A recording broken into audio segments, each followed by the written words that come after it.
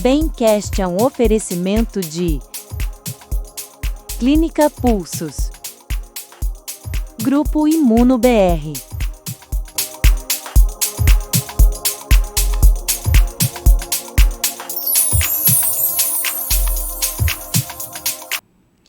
Olá, seja muito bem-vindo a mais um episódio do Bemcast, o podcast da Imuno BR com oferecimento da Clínica Pulsos.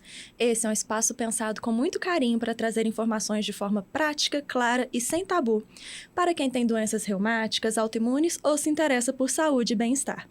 Meu nome é Karen Lima, sou reumatologista e especialista em clínica médica, e hoje nós vamos conversar sobre um tema muito presente, pouco falado e com muitas dúvidas ainda. Esse tema é a incontinência urinária, famosa urina solta.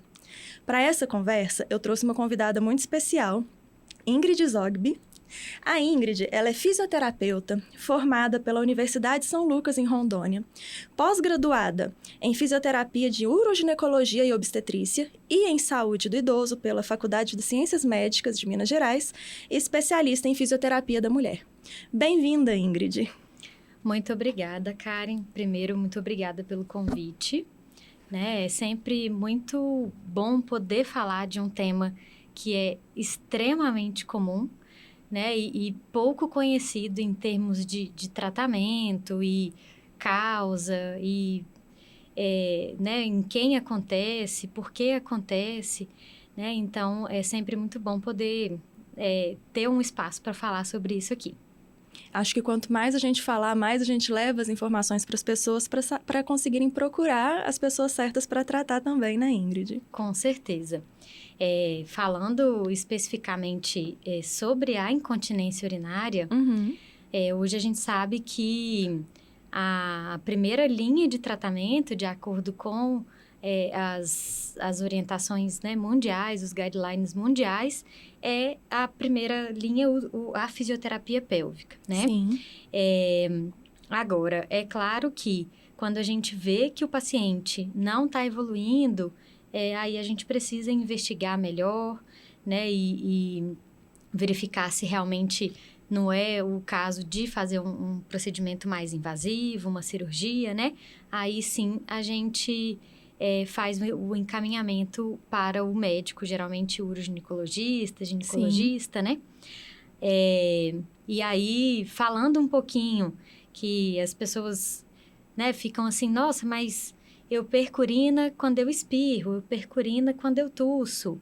Então, a gente pode resumir a incontinência urinária em perder urina? Exatamente. A incontinência urinária é a perda de urina involuntariamente. Certo. Então, muita gente acha que perder urina é normal porque tá idosa. Ah, não, eu já tenho 60 anos, então é normal perder urina. Ou, ah, não, minha bexiga tá cheia, estava muito cheia, eu só perco se minha bexiga estiver muito cheia, Ou, não, eu tô grávida e aí por isso a minha bexiga tá muito apertada por conta do crescimento uterino e aí eu tossi, saí um pouquinho de xixi, mas é porque eu tô grávida, a barriga tá pressionando a bexiga, Fato é que nenhuma dessas situações é normal perder urina. Pode ser comum, mas não é normal, Certo. E muitas vezes, no seu caso, que deve ter muito no consultório, pacientes com dor crônica ou pacientes com uma condição de fibromialgia, Sim. Que é uma condição mais sistêmica ali, crônica, Esses pacientes tomam, às vezes, medicações mais fortes, e aí fala, não, mas é por conta do medicamento tal que eu perco urina, E isso não existe. A perda de urina, involuntariamente, é uma disfunção da musculatura do assoalho pélvico. E dentro da reumatologia, especificamente, é uma situação ainda mais comum do que na população geral, Que a incontinência urinária já é muito prevalente, aí, principalmente em mulheres, Dentro da reumatologia, pensando em motivos de dor, inflamação, que vão levar ao enfraquecimento de assoalho pélvico, Isso tudo faz com que seja uma prevalência de até 5 vezes maior, o risco é até 5 vezes maior dentro das doenças reumáticas. Exatamente, Karen. E geralmente essas pacientes não são muito adeptas à atividade física, Porque Isso. elas falam assim, ah, não, eu prefiro não fazer atividade física porque eu sinto dor. e aí, né, às vezes a dor piora ali com um exercício físico, né, num primeiro momento, e aí elas vão perdendo mais força muscular generalizada, e tem mais chance de perda de urina, né? Sim, impacta diretamente, né? Exatamente. A gente pode dizer que incontinência urinária é tudo igual? Não, porque as incontinências, elas têm tipos diferentes, né? Então, nós temos a incontinência de esforço, que é essa que eu falei, quando a gente perde urina em algum esforço, em alguma situação de esforço, ao tossir, espirrar, é muito comum, né? Pacientes com tosse crônica, geralmente têm uma incontinência de esforço.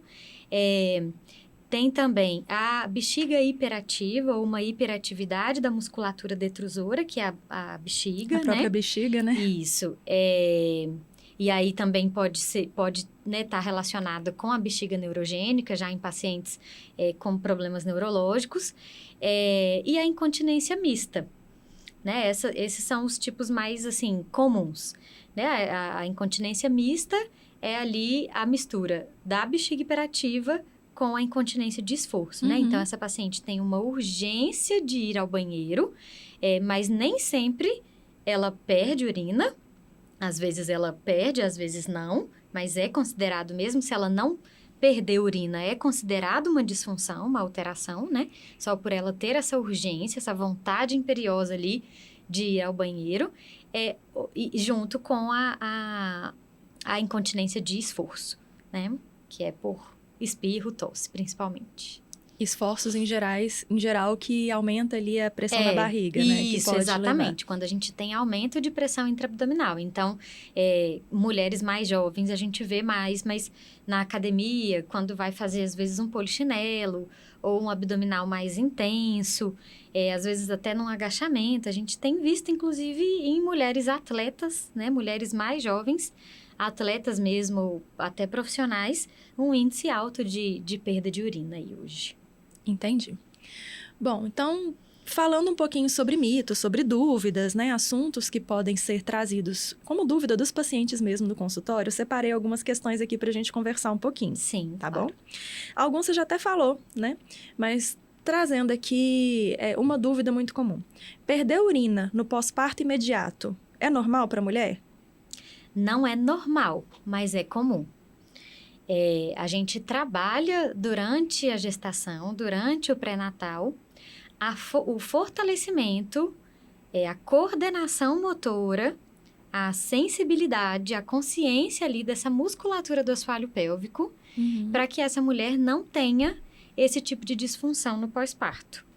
Né? É muito comum, ainda mais num parto vaginal, mas não é normal. No parto vaginal, o parto natural, o parto normal, então, é mais comum de ter essa incontinência urinária. Mas tem mulher também que tem mesmo pós-cesariana, porque ali na cesariana, a mulher, ela já passou por aqueles 9 meses ali com o útero crescendo cada vez mais e a bexiga sendo pressionada. Então, independente da via de parto, a gente tem sim um maior risco de disfunção do assoalho pélvico, de perda de urina. Independente da via de parto, por conta dessa pressão na musculatura, né, ali que o útero tá fazendo. Mas não é claro, uma incidência maior, né, mas um risco maior, mas não é normal, tá? Sim. E a gente já começou a falar muito sobre mulheres. É exclusivo de mulher? Incontinência urinária é uma coisa que só acontece com mulheres? Não, é muito mais com mulheres do que com homem, né? Nós temos aí vários fatores que predispõem a incontinência urinária, entre eles o hipoestrogenismo, né, que é a queda do hormônio feminino, o parto, a gestação, a tosse, o sobrepeso, mas enquanto que o homem, ele tem, assim, muito menos fatores, né? No homem acontece muito por conta de algum problema na próstata, ou uma hiperplasia hiperprostática, né? Que é aquele aumento ali da próstata que está presente aí em homens de acima de 50 anos, a prevalência é altíssima, né? Se não me engano, mais de 80% dos homens vão ter, agora não lembro a prevalência, mas é famosa extremamente próstata comum. grande, né? Exatamente. Uhum. Pós-prostatectomia, né, que é a cirurgia para retirada do câncer ali na próstata, ou mesmo em alguma região ao redor. Só que hoje, esses pacientes têm tido menos incontinência no pós-cirúrgico, porque as cirurgias estão cada vez mais conservadoras, menos invasivas, né? Então, tem acontecido menos. Ainda acontece, mas acontece menos. Então, os fatores de risco para o homem são muito menores do que para a mulher. O homem, muitas vezes, tem muito essa urgência, isso que eu falei um pouco antes, né? Essa urgência urinária é até mais comum no homem do que na mulher, mas a perda de urina, não. E a gente ouve falar muito de incontinência urinária em pessoas mais idosas. 2 perguntas no meio disso. A primeira, a incontinência urinária é exclusiva de pessoas mais idosas? Não, de jeito nenhum. De jeito nenhum. Pessoas mais jovens têm. Tem também, né? E a gente tem visto cada vez mais. E muito por, às vezes, maus hábitos que a gente consegue, inclusive, já melhorar ali com algumas orientações numa primeira consulta, né? Então, não, tem acontecido cada vez mais em mulheres mais jovens também. Mais jovens. E todas as pessoas idosas vão ter incontinência urinária? Não. Se eu atendo mesmo pacientes de 97 anos, mas na parte ali de saúde do idoso, né? Uma fisioterapia mais motora, e não tem nenhuma queixa de perda de urina. Contém urina, fezes, tudo normal. É claro que para o idoso, e eu acredito que daqui a um tempo isso vai até mudar, porque os idosos hoje, eles têm procurado mais atividade física, procurado um ganho de massa muscular. Então, provavelmente, esses adultos aqui de agora, lá na frente, vão ter menos de disfunções do assoalho pélvico. Certo. Né? Falando de perda de urina, assim.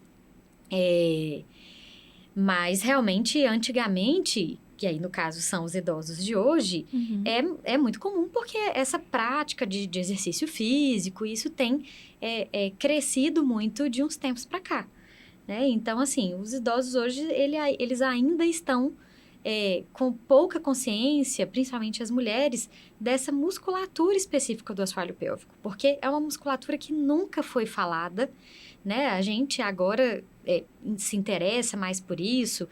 Acredito que seja mais fácil, né? Com menos tabu também falar de região vaginal, de região anal, de musculatura do assoalho pélvico.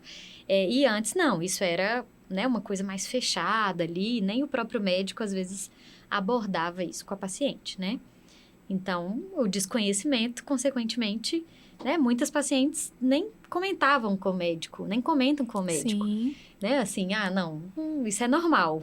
É normal perder urina porque eu tô idosa, mas a gente sabe que não... Ainda hoje, viu, Ingrid? Ainda hoje. Quando eu fui olhar a respeito de prevalências nas doenças reumáticas, me assustei com o tanto que os estudos têm mostrado essa prevalência. E a gente, às vezes, não aborda isso tanto no consultório, às vezes não é tanto falado pra gente. Acendeu um alerta que a gente tem que lembrar mais desse assunto mesmo com as pacientes, viu? Muitas não falam, eu vejo muito isso. Mas você já conversou? Há quanto tempo você tá perdendo urina? Aí elas falam, já tem 5 anos, 6 anos, 10 anos. Mas e você vai no ginecologista todo ano? Você nunca comentou isso com ele? Não, eu achei que fosse normal, mas agora piorou demais, né? Às vezes elas relatam isso. Teve uma piora, às vezes por conta, né, entrou na menopausa e aí, né, teve mais uma queda ali do hormônio e aí piorou, mas eu já tinha, né? E aí elas nunca comentam, nunca, né, falam isso com o médico mesmo. Assim. E pensando em algumas estratégias que às vezes algumas pessoas trazem, é interessante ficar economizando água, beber menos água para produzir menos xixi e ter menos incontinência? De jeito nenhum, gente. Inclusive, assim, isso é um erro enorme. E, inclusive, eu brinco no consultório que é um tiro no pé. Porque a gente, se a gente não bebe água, essa urina vai ficando cada vez mais concentrada ali, Sim. né? A urina, ela tem vários componentes e um pH até mais ácido mesmo, né? Então, se a gente não bebe água, essa urina fica muito forte, muito concentrada, e essa urina passa a irritar essa parede da bexiga, e aí quando a gente vê, a gente tá perdendo urina por urgência, né? Ou até mesmo por esforço. Então, você precisa beber água, né? As pessoas precisam beber água normalmente. Agora, uma coisa que a gente orienta para as pacientes que, por exemplo, acordam à noite para ir no banheiro, exclusivamente para ir ao banheiro, né? Diminuir um pouco ali a ingestão de água 4 horas antes de dormir. E aí você deve ouvir, né, muito isso, assim, que muita gente, muito paciente com dor crônica ou que tem dificuldade para dormir, eles acordam para beber água ou bebem muita água ali à noite porque tem que tomar remédio, essas coisas, né? Uhum. Então, a gente tenta equilibrar um pouco isso, né? Não, você não precisa de muita água para engolir um comprimido. Então, não é que você não vai poder beber água. Você pode, mas tenta reduzir ao máximo. Controlar um pouco o horário de beber água com o horário de dormir, né? Isso, mas nunca parar de beber água, nunca diminuir, né? Uhum. Aproveita ali o período da manhã para beber e aí depois, do meio da tarde para frente, diminui. Tá. E por outro lado, ir no banheiro por garantia, sem estar com vontade, para evitar a perda quando a bexiga enche, é interessante? Não, de jeito nenhum. Isso aí também é outra coisa que acho que isso, assim, é uma coisa que toda mulher faz, principalmente mulher aí nesse caso, porque... Ensinado desde criança, né, a fazer o xixi preventivo. Exatamente, isso é cultural, né? Eu falo isso muito no consultório. A gente precisa entender que a gente tem que sentar no vaso sanitário para urinar, né? Então, essa musculatura do assoalho pélvico, ela precisa relaxar. Mas você me falou foi da questão da... Preventivo, voltando, da xixi questão preventivo. do xixi preventivo. Sim. Isso, exato. Então, falando primeiro sobre ele, depois eu volto nesse ponto que é muito importante também. Certo. Mas o xixi preventivo é muito ruim porque a gente fica estimulando a bexiga sem necessidade. Então, assim, a nossa bexiga, ela tem uma capacidade de 500, 400 ml. E aí, a gente bebe água, o rim vai filtrando ali e tal. E aí, com 100, 150 ml, a gente já recebe uma mensagem lá no córtex, lá na cabeça, falando que a gente pode fazer xixi.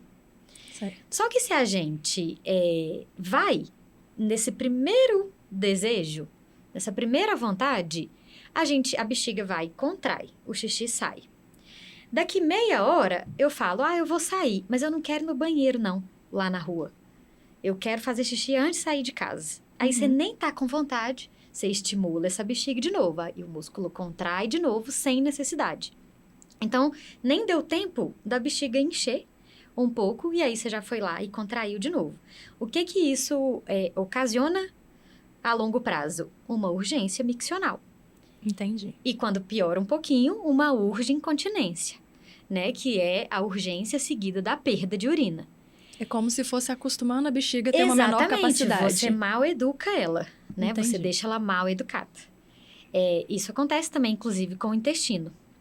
Né? A gente tem que educar os dois, né?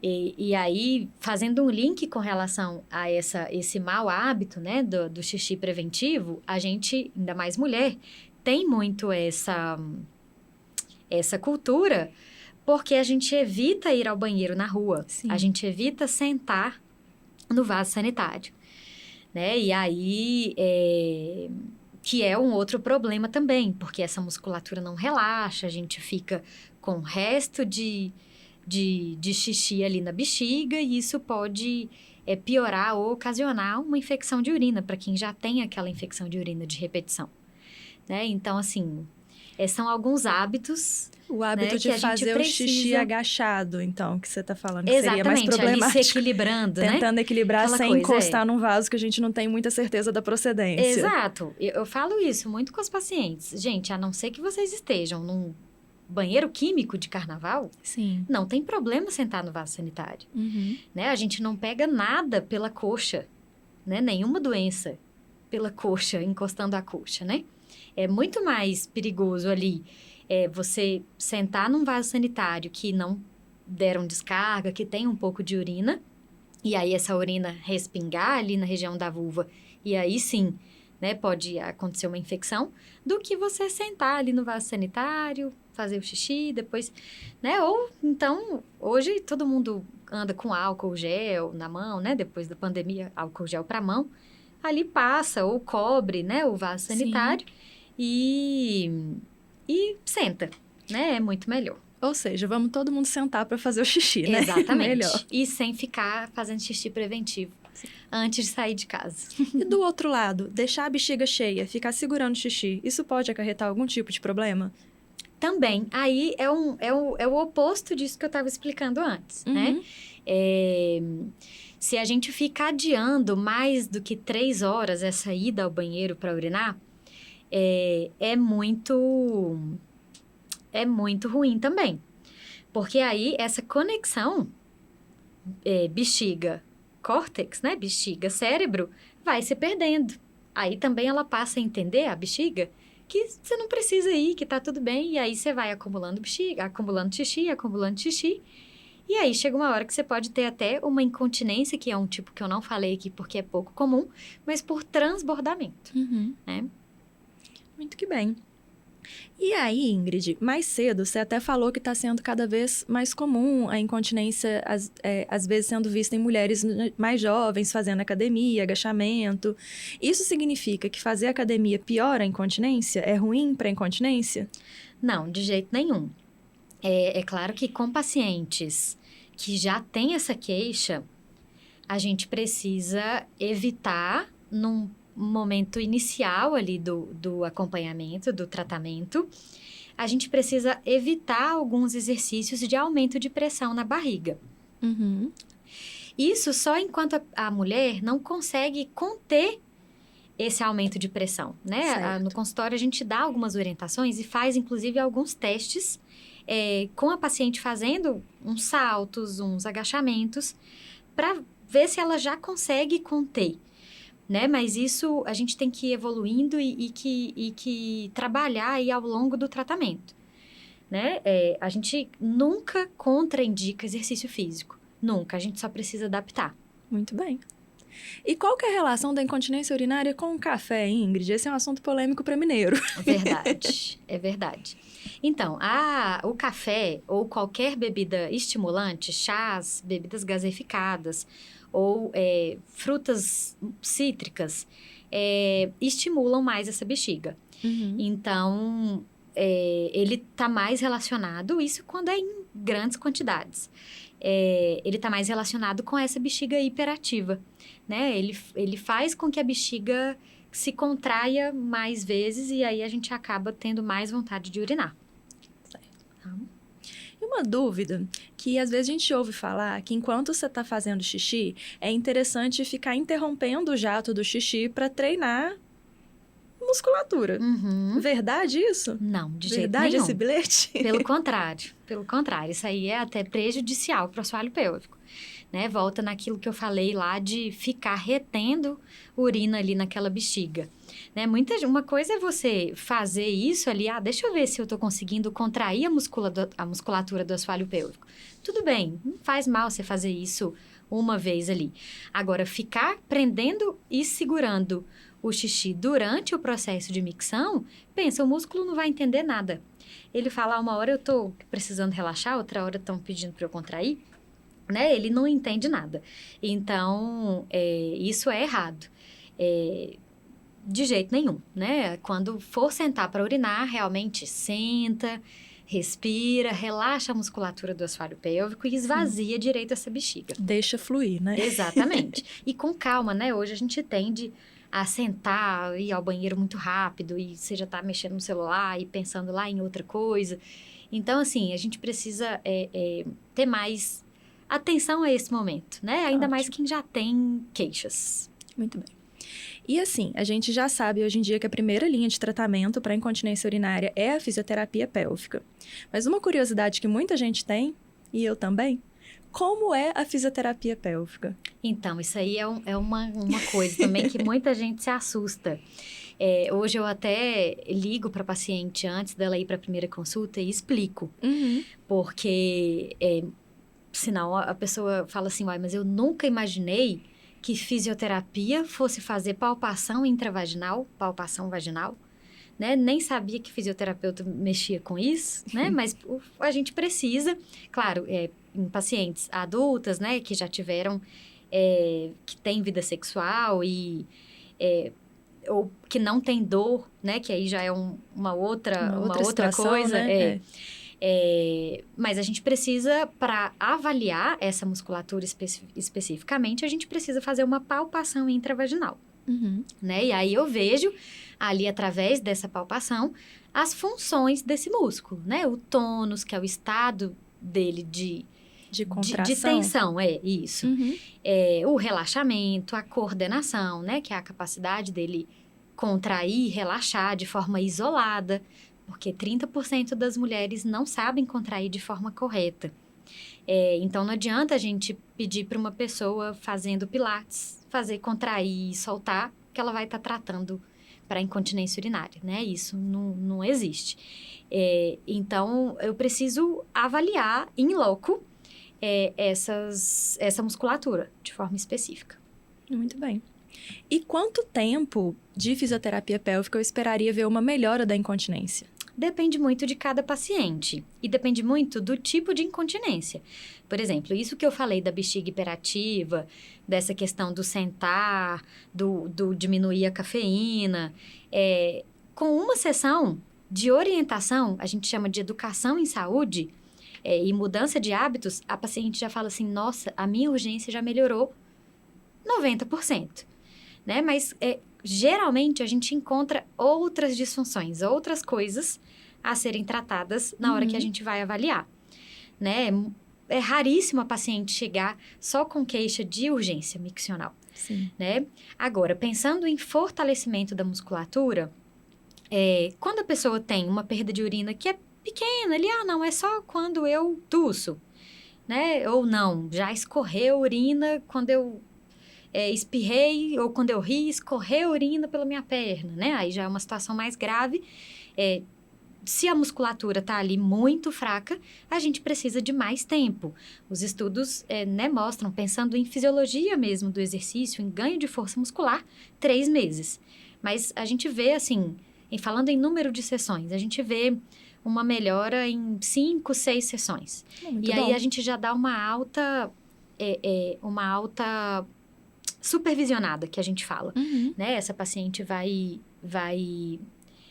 voltando no consultório de tempos em tempos para um acompanhamento, mas ela já está ali de alta, já mantém fazendo os exercícios em casa, porque a pessoa precisa trabalhar a musculatura do assoalho pélvico igual como qualquer outro músculo. Então, se ela parar de trabalhar, de fortalecer, ela vai voltar a ter sintoma. E dicas para casa? Para quem tem incontinência urinária, o que a gente pode trazer aqui? Bom, primeiro, observa o seu assoalho pélvico, né? Observa se você consegue contrair e relaxar essa musculatura de forma mais isolada. A gente até ensina a paciente que ela pode pegar um espelhinho ali e se ver. Muitas pacientes não conhecem essa região, né? A própria região íntima. Então, pegar mesmo um espelhinho, verificar se consegue segurar o xixi, se consegue relaxar, né? Uma coisa que eu acho, isso assim, a primeira orientação, né? E depois, uma coisa que previne muito quem já tem perda de urina é fazer uma contração do assoalho pélvico e virar um pouquinho o tronco para o lado ao tossir ou espirrar, tá? Porque entendi. a gente muda o vetor de força. E aí, né, não vai toda essa pressão para o assoalho pélvico. tá? Então, tende a diminuir a perda. Que mais? Deixa eu pensar, assim, mais rapidamente. Agora até me deu né, um bug aqui.